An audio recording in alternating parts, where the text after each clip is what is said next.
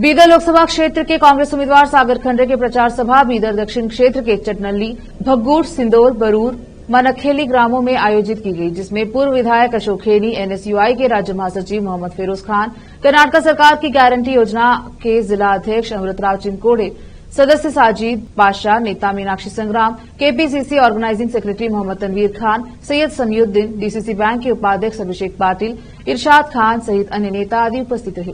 इस सार्वजनिक सभा में सागर खंडरे को समर्थन देने की अपील की गई। इस सभा में सैकड़ों लोगों ने भाग लिया। कैमरामैन पप्पूराज का कवरेज।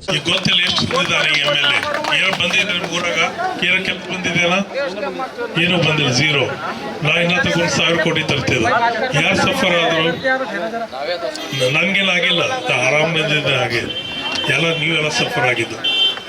ಹಾಗೆ ನಿಮ್ಮ ಭವಿಷ್ಯ ನೀವೇ ಬರೀತೀರಿ. ಈಗ ನೋಡಿ, ನಾನು ಒಂದು 500-600 ವೋಟ್ ಸಿಕ್ಕರು ನಾ ಗೆದ್ದಿದ್ದೆ. ಈಗ 125 ಬೂತ್ಸ್ ಅವ, 129 ಬೂತ್ಸ್ ಅವ, ಇಲ್ಲ 229 ಬೂತ್ಸ್ ಅವ. ಎಲ್ಲ ಬೂತ್ ಅವ್ರು 3 ವೋಟ್ ಜಾಸ್ತಿ ಸಿಕ್ಕರು ನಮಗೆ. ನಾ MLA ಇರ್ತಿದ್ದ, ಇದಾದಾಗ ನಿಮ್ದು ಎಲ್ಲ ಕೆಲಸ ಆಗ್ತಿತ್ತು. ಅದು ಸರಿ ಇಂಪಾರ್ಟೆಂಟ್ ಇದೆ. ಎಲ್ಲರಿಗೆ ಕರ್ಕೊಂಡು ಹೋಗ್ರಿ. MP ಎಲೆಕ್ಷನ್ ಅಲ್ಲಿ ಭಾಳ ವೋಟ್ ಕಮ್ಮಿ ಬೀಳ್ತಾವೆ, ಪರ್ಸೆಂಟೇಜ್ ಕಮ್ಮಿ ಆಗ್ತದೆ. ಎಸ್ಪೆಷಲಿ ನಮ್ಮ ಮುಸ್ಲಿಂ ಬ್ರದರ್ಸ್ ಸಿಸ್ಟರ್ಸ್ ಕೂಟ್ ಹಾಕೋದಿಲ್ಲ MP ಅದು ಮೋಸ್ಟ್ ಇಂಪಾರ್ಟೆಂಟ್ ಇದೆ. ನೀವು ಹೋಗಿ ಹಾಕಿ, ಸಾಗರ್ ಖಂಡ್ರೆಗೆ ಹಾಕಿ ವೋಟ್ ಗೆದಿಬೇಕು. ಇದು ಗೆದ್ರು ನಮಗೆ ರೆಸ್ಪೆಕ್ಟ್ ಬರ್ತದೆ. ನಮಗೆ ಖರ್ಗೆ ಅಂತಾರೆ, ನೀವು ಕೆಸ್ಕೊಂಡು ಬರ್ರಿ. ಯಾಕಂದ್ರೆ ಒಂದು ಕೆಟ್ಟದ ಮಾನ್ಕಾಯಿ ಇದ್ರು ಎಲ್ಲ ಬಾಸ್ಕೆಟ್ ಕೆಡ್ತು. ಹಾಗೆ ಆಯ್ತು ಲಾಸ್ಟ್ ಟೈಮ್. ನಿಮ್ಗೆ ಗೊತ್ತು ನಾ ಏನು ಮಾತಾಡ್ತಾ ಇದ್ದು. ಅದು ನೀವು ಈ ಸರಿ ಬಂದು ವೋಟ್ ಹಾಕಿ. ನಾನು 1000 ಸರಿ ಹೇಳ್ತೀನಿ, ನಿಮ್ಗೆ ದಿವಸ ಹೇಳ್ತೀನಿ. ಓಕೆ, ಹಾಕಿ ಗೆಲ್ಲಿಸ್ರಿ ಇವರಿಗೆ. ಇನ್ ಕೆಲಸವೇ ಅದು ವಿರೋಧಿಕ್ಕಿಂತ ನಮ್ದು ಸ್ವಲ್ಪ ಸುಲಭವಾಗಿದೆ. ಯಾಕಂತಂದ್ರೆ ಈಗಾಗಲೇ ನಾವು ಕೆಲಸ ಮಾಡ್ತಾ ಇರೋದು ಜನರಿಗೆ ಮುಟ್ಸ್ಬೇಕಷ್ಟೇ ಆಗಿದೆ.